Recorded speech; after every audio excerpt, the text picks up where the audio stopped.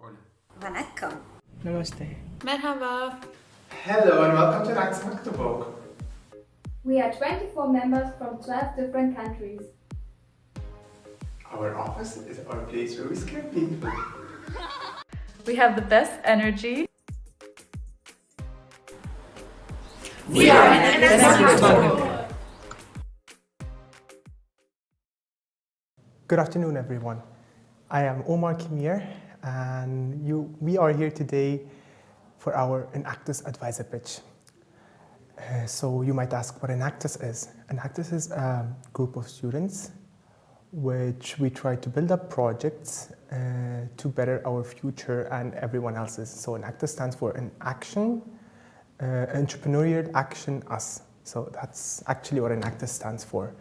So firstly, I would like to start introducing our advisors. Firstly, Professor Matthias Reit.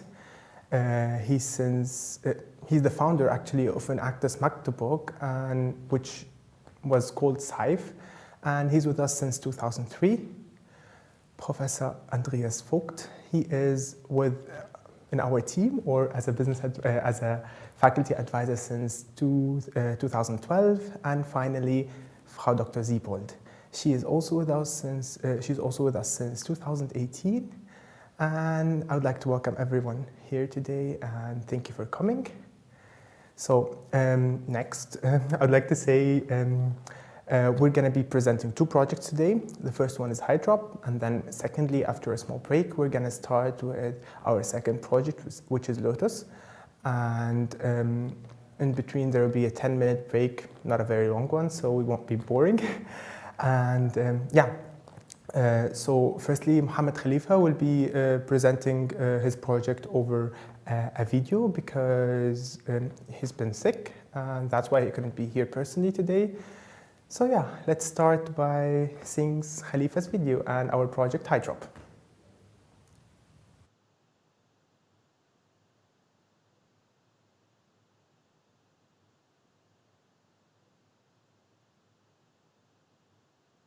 Welcome to our pitch. First of all, I would like to introduce myself and my team at Project HyDrops from Enactus Magdeburg. I am Mohammed Khalifa, the project leader. In the marketing and PR, we have Christine and Maki. And then in the production, we have Monisha, Darshit, and Harj. I'm so excited for you joining us today, and let's start with the pitch. Well, if I recall throughout my life a feeling that I really despised, it would be thirst. Well, to be honest, many of my friends have said to me, okay, why don't you simply go and have a drink, go get some water? But then sometimes I don't really want to drink water. Sometimes I just want to have a watery fruit, like a watermelon or something. But there awaited me the Grim Reaper, dehydration. Well, the experience that I just told you is nowhere near what dementia people feel. Dementia is a syndrome that is actually very common. Around 50 million people around the world suffer from dementia. Not only does it have a yearly increasing rate of 10 million people, according to the WHO, this rate is set to triple by 2050. So, why is dementia relevant to our project? Dementia people find it really hard to take in water. It could be because of lack of interest or because of the loss of memory that dementia does to the brain. So, they are actually not capable of reminding themselves to drink water. So, the question here is, how can we help them?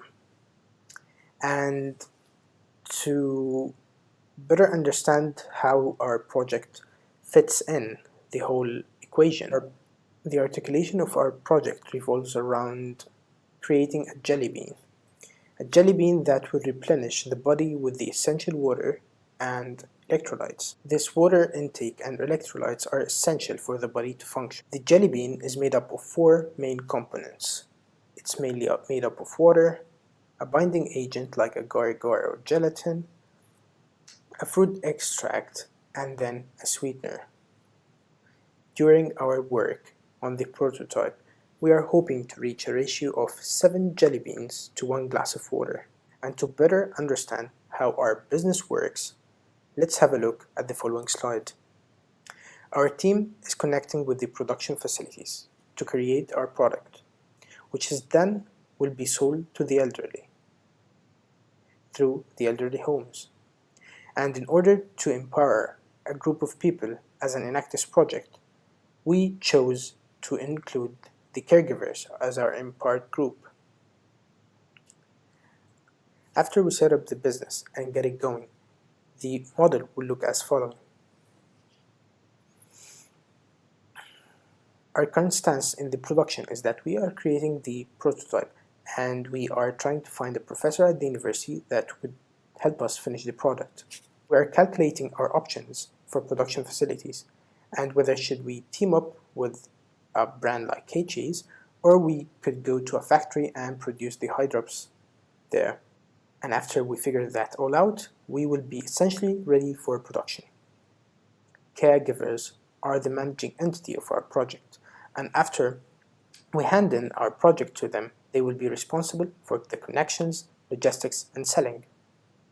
We chose caregivers because they are severely underpaid when compared to others in the medical field. A pay gap of 1,000 years could be seen between the caregivers and nurses.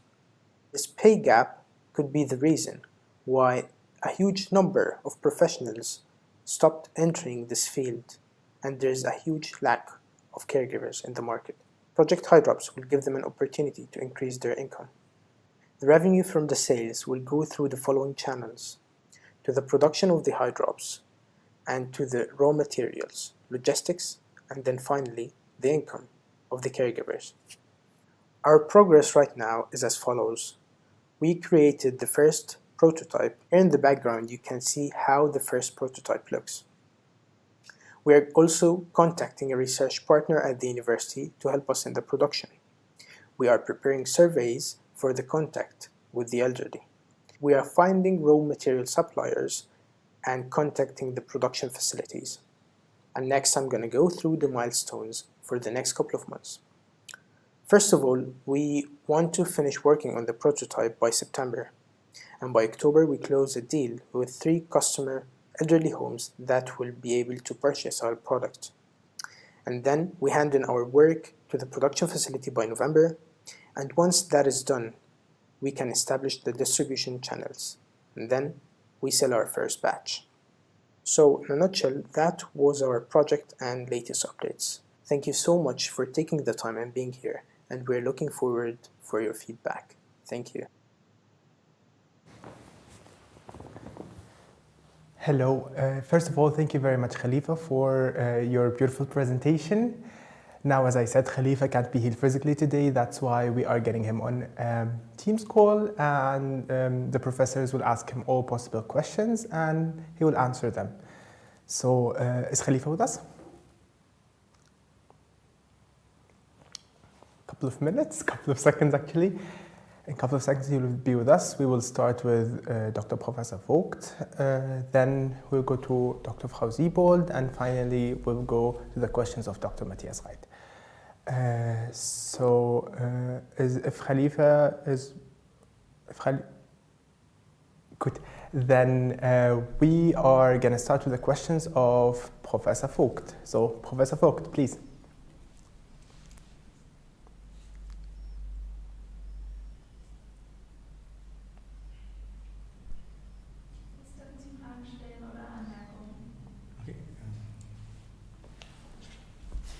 Okay, thank you very much for the presentation. I thought it was very clear in the scope of the project, but of course the clarity also raises specific questions. One question is, after you presented the team briefly, you went into the description of the product, and I'm not sure where the expertise comes from. So how do you know that the HyDrops actually work? You said 7 HyDrops was equivalent to 1 glass of water. This sounds like scientific evidence that you've tested this, or that you have some experiments or some scientific work that was going on in the background. Where does that information come from? So how do we know that HyDrops actually works? Okay, um, we are trying to find the research partner at the university in order to make this goal a reality. So we wanted to put a standard for us, and it would be amazing if we could reach that. However, this is just a predicted goal for us until now. It's not set. Okay. Okay. So in order for the concept to work, you first need to team up with a research team to actually investigate this. Or have there been any experiments anywhere in the world that have done something equivalent that you could build on? No, with the information that we have, there is no prior experiments on this project. Can I ask a follow-up question? Okay, so let me go to the consumer side, or not the consumer side, the target group, the dementia patients. You said the problem there was that dementia patients forget to drink, and this leads to dangerous dehydration. And in order to prevent that, you have the HyDrops. Now, one question is, of course, why do they forget to drink but not to eat the HyDrops? So how do you get them to remember to take their HyDrops? So that's equivalent to the drinking water. But then comes another aspect. If I drink water, I have a natural point of saturation where I say, I cannot drink another glass of water, I've had enough. I know a lot of people who could finish a whole bag of jelly beans, though. Yeah. And so eating 7 jelly beans is equivalent to 1 glass of water. Eating probably a bag of jelly beans would be equivalent to 2 liters of water, but you don't have that feeling that you're going to explode. And it might cause problems for diabetes patients. So in the case of water, I have the problem that they drink too little, but I'll never have the problem, unless they're tortured, that they drink too much. But with jelly beans, we easily come into a situation where they can actually overeat, especially if they're good. So if they're tasty, how do you get them to stop? Yeah, we actually really didn't think of that problem during our research. However, thank you so much for the heads up. I think this is a really good point to research. Okay. I have but go ahead. Go ahead. Okay. Then so I talked about the target. Now the business model. You discussed whether you should produce these yourself or whether you should team up with a big player like Katjes and see if they could do something. Katjes is interesting because they're already very well diversified in terms of vegan products. So I can imagine that if you take them into a further direction, that they have a target group of dementia patients, that might be interesting for them. But it's very difficult to see how this business idea can, on the one hand, be taken to Katjes and on the other hand, be preserved for you so that you can actually make a profit of this. So this is something that I think needs to be looked at very closely. If you team up with a big player like Katjes, how do you know that something will remain for you? On the other hand, you might say it's not important, as long as they produce it, we're fine with that. So is this something that you've thought about?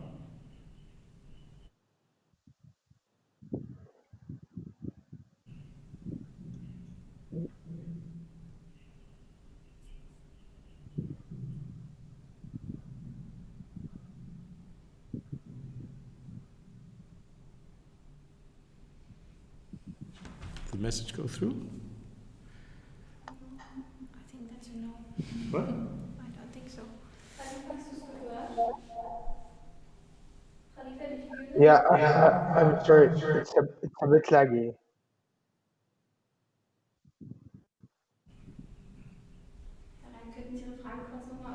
Okay, so the question is in referring to the business idea, whether or not you produce it yourself or you team up with a big partner like Katjes.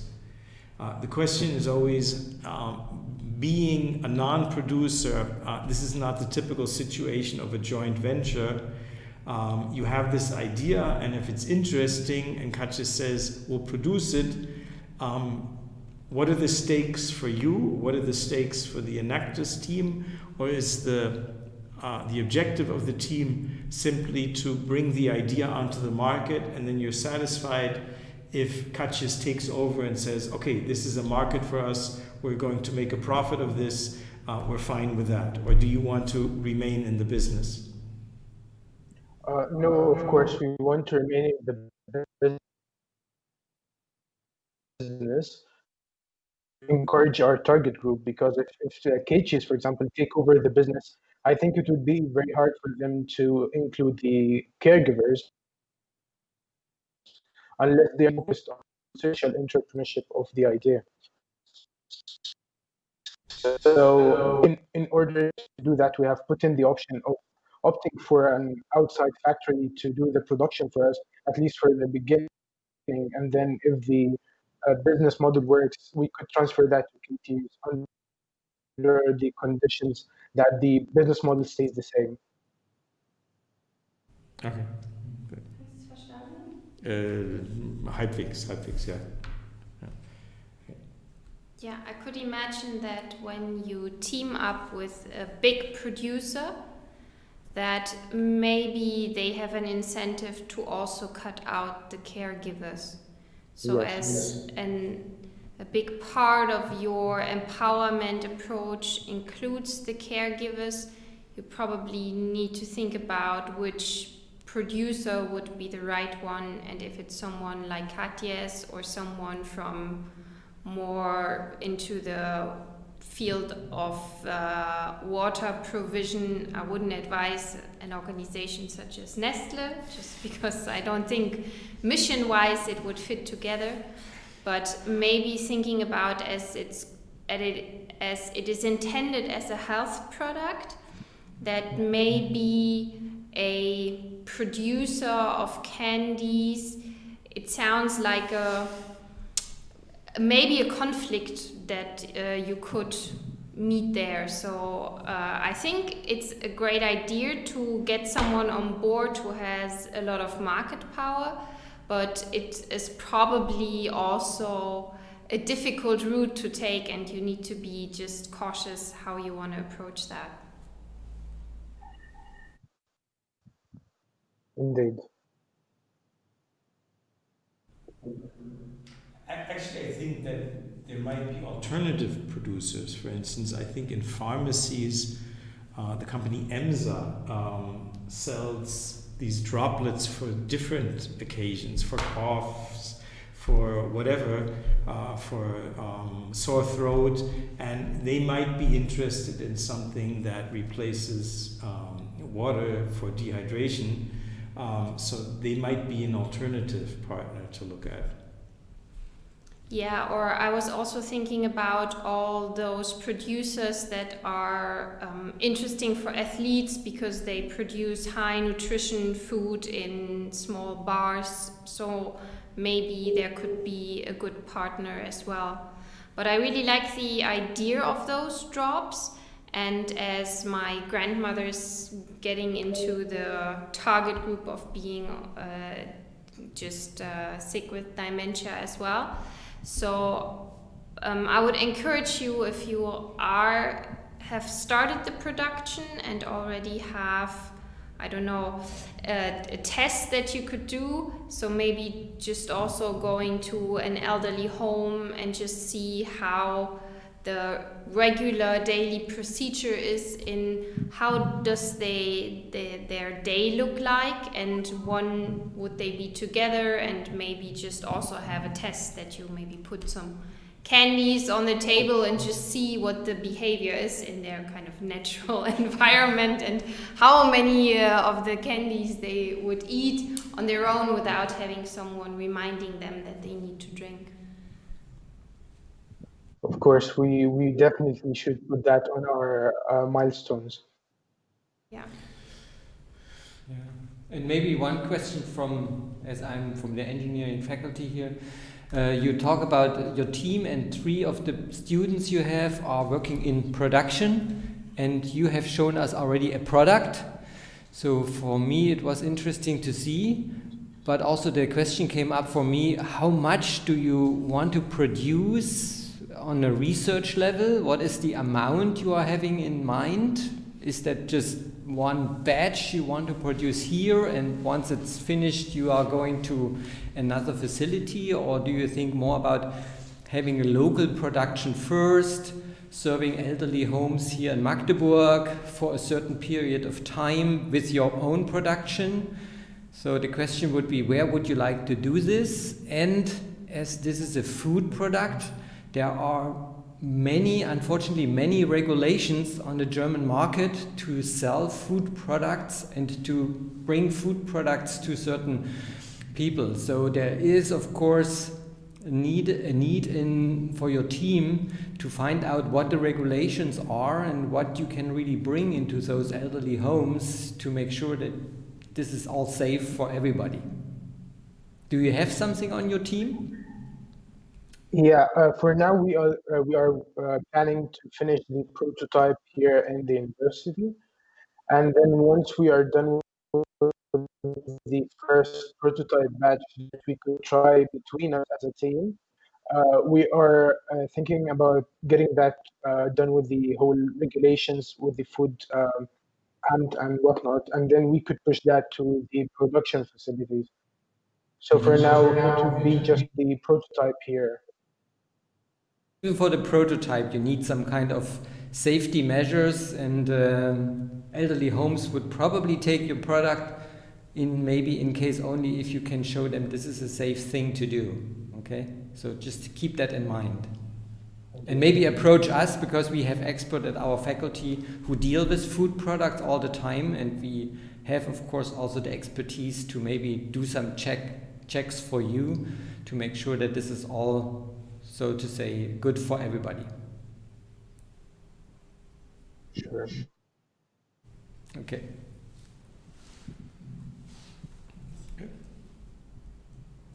Yeah, very cool project. And when you started, I remembered that I've seen a previous stage, and I think you have done a significant improvement. So congratulations to you and your team for really pushing the project forward. Thank you so much for the encouraging work, and yeah, we're happy that we have seen such development in the past couple of weeks. Cool. Okay. So thank you very much. So are there any questions left? So if not, then we will take that small break I talked about at the beginning, and we will be right back. Don't leave. In 10 minutes, we'll be right back with our second project, which is Lotous. So we'll see you in 10 minutes. Take care, and yeah. Thank you for your patience, everyone, and welcome back to our advisor pitch. So now, as I said before, we have our second project, and here to present it is Akshat Parasha. He will be presenting his project. He's a member in the project, so he'll be presenting it, and the advisor will ask him the exact same question, not the exact same questions, but they'll ask him questions, of course, related to his project. And yeah, so I would like to thank you first of all for coming back with us, and let's go to Akshat and let's see what he has to present, his project Lotous. So yeah. Okay, so good afternoon everyone.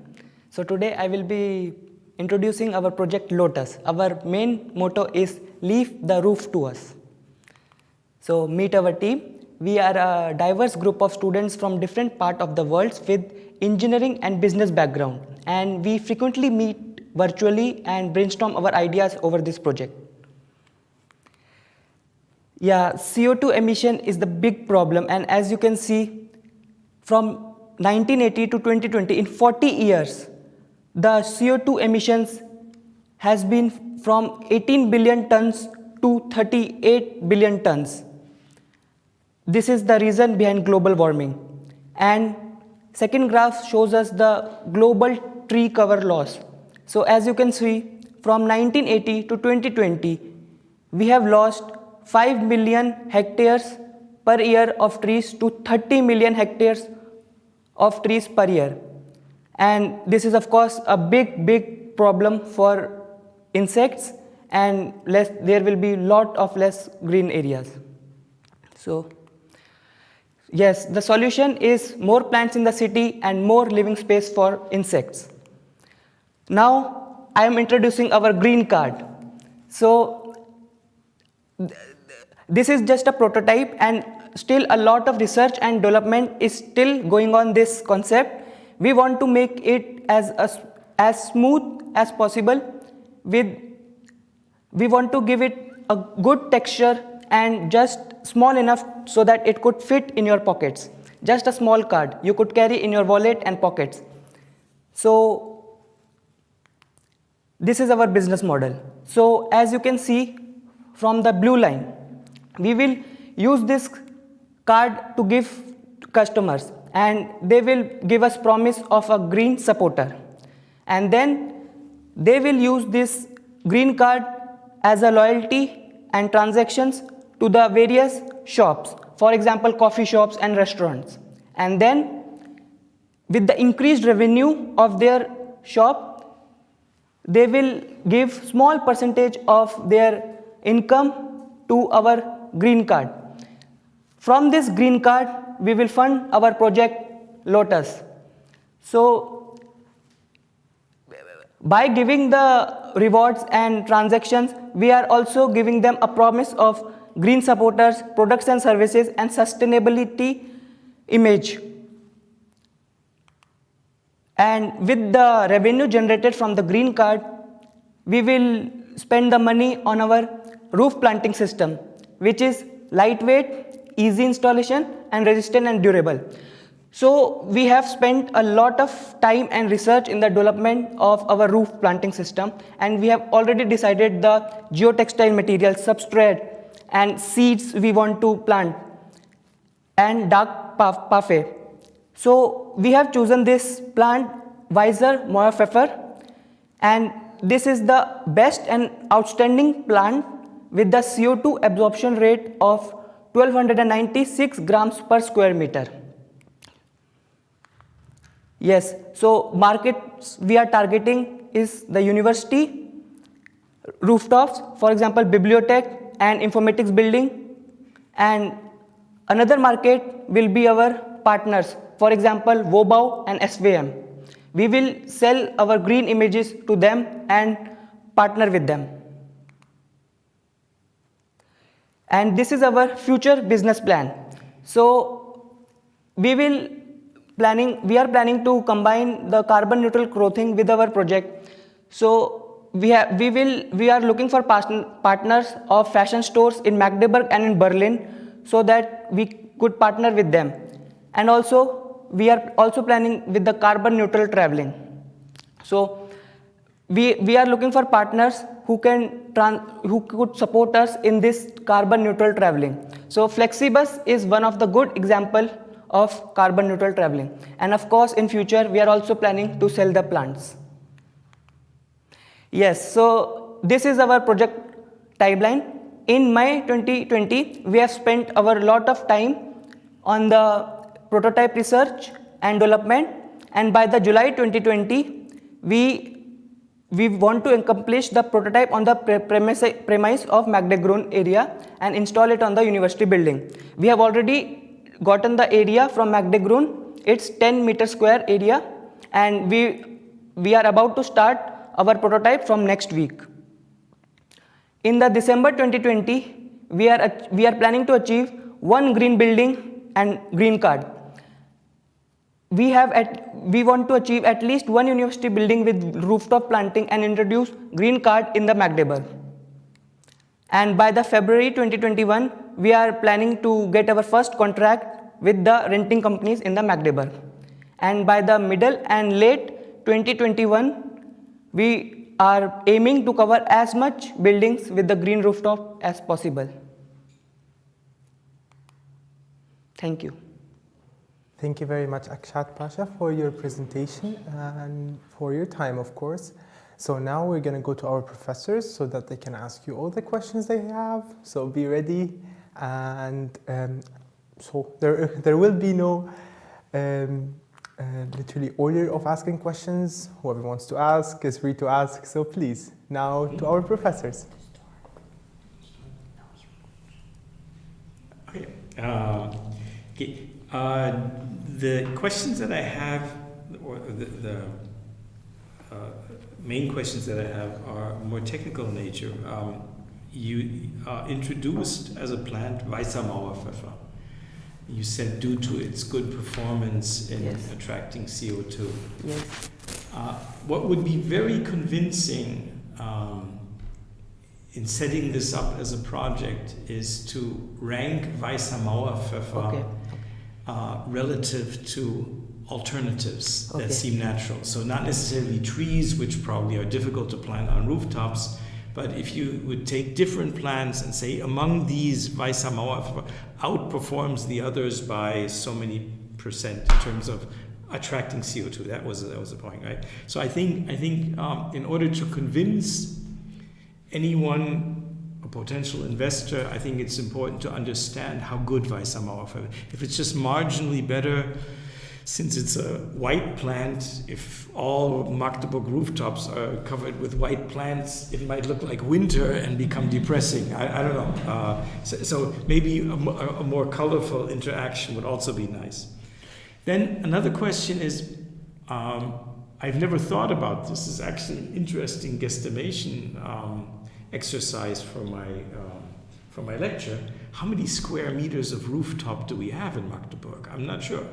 Now it only works on flat roofs. It probably doesn't work on slanted roofs. Yes, right? so prototype we are developing is for the flat roofs. Okay. And in future we are planning to develop for the cone roofs. Okay. So first, I have no idea how much flat roof area we have in Magdeburg, but I think even if you're looking at alternative rooftops, I think what's very important to understand is since Magdeburg is one of the greenest cities in Germany, actually, due to the park that we have in the middle, how much square meters do we need in terms of Weißer Mauerpfeffer to actually have a measurable difference in terms of cleaner air?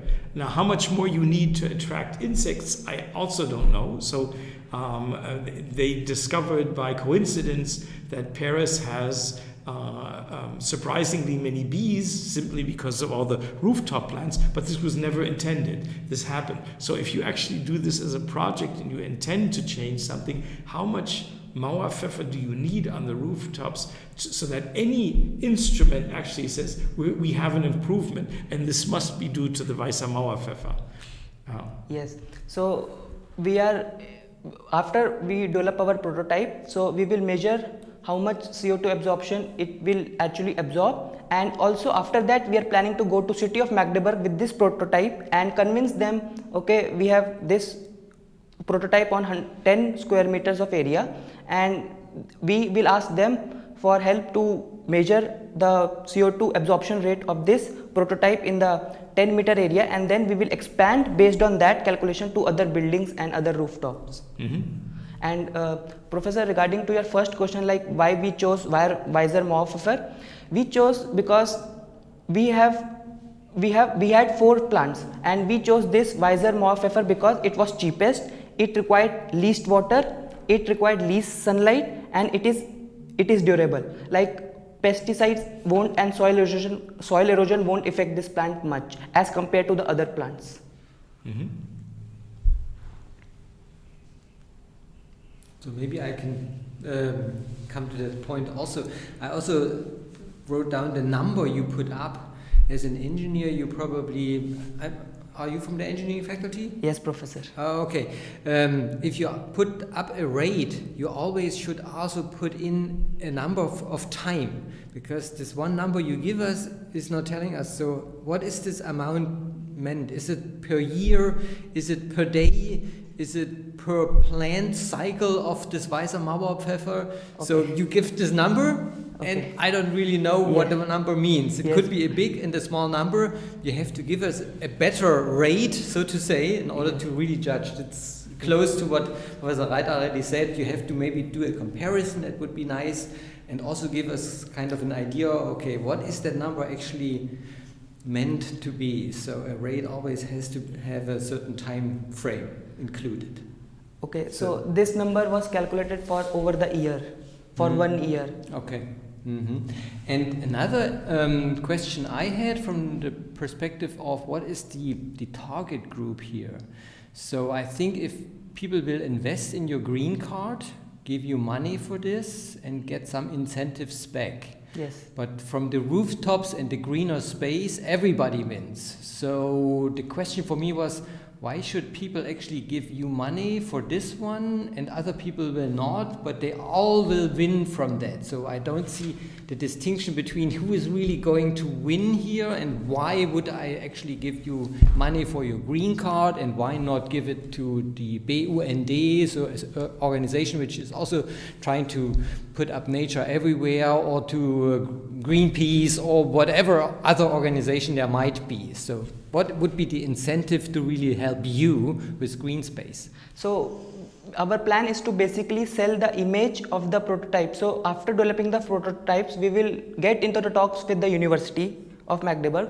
So we are targeting few buildings in the university, and with that image of how serious we are and how committed we are to this cause, and that seriousness we will show to people. Okay, we have done this and we have calculated this and we are very serious in what we are doing. So on that seriousness and will be our main incentive behind to grab as many cafes, restaurants and people to support us. Okay, so the question would be, what would be your first target group, so to say? Are you aiming at people from the university? Are you aiming at people who are living in the near of the university, but because they see your place, or what would be your first target group? Yes, very good question, Professor. So our first target group would be cafes in the university. So one cafe we have targeted, building number 16, Peer Cafe, and after that we are targeting Mensa, and if we get Mensa, then it is a huge contract. Oh, okay.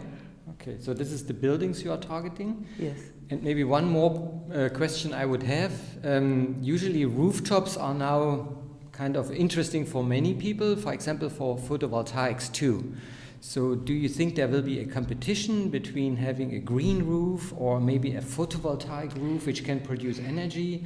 Would you kind of do you think you have to deal with this kind of competition or not? Very good question, Professor. So after we plant our first prototype on the roofs of buildings, we are targeting to integrate the solar roof with our plants so that we could absorb oxygen and generate electricity. And as you can see, we are from engineering background and we are very good in this solar technology and solar cells. So yes, it will be in our target to integrate solar technology with our planting system, but it is not at the moment a priority. Okay, but you are already thinking about this? Yes. Okay. I think it's a very cool project, and I really like your idea of having this card. Do you know the German payback system? Are you familiar with that? In Germany we have a card that's called a payback card, and whenever somewhere as a customer you, let's say, go to the supermarket, and once you go to the cashier to pay your groceries, they ask you if you have a payback card, and you can scan it and you get some points, and you then can exchange those points into a voucher. And a lot of people, you have payback? Of course. You have payback? I don't have payback, but there are many people who have payback. I don't have payback because I was always afraid, of my data. Data protection is very important. And I always believe that my personal benefit is not that much, but if you would not have a payback card, but let's say a green card or a sustainability card. You might want to call it different than a green card. Maybe different than green card, but let's say a sustainability card. I would really consider that, especially as I then would kind of believe that it's not about tracking so much my data, but finding a way to maybe get some benefits either through kind of the retailers that you would cooperate with. But I could imagine that this could be something where the broader public is interested in, just by branding me as a sustainability person who has a sustainability card. And whenever I behave something that might not be super sustainable because I'm buying groceries and not planting my own, or I'm maybe consuming, but this could be something where I have the feeling to give something back. So I believe there's really potential in a sustainability card, and I'm not aware that exists, and I think it's a big opportunity. And when you then, through this sustainability card, somewhere get the chance to have a budget to support green projects, is it planting or is it, rooftops, tree planting, whatever that is, I believe there could be a market potential for that. And then maybe you just showed your vision for Magdeburg, but my vision would be bigger.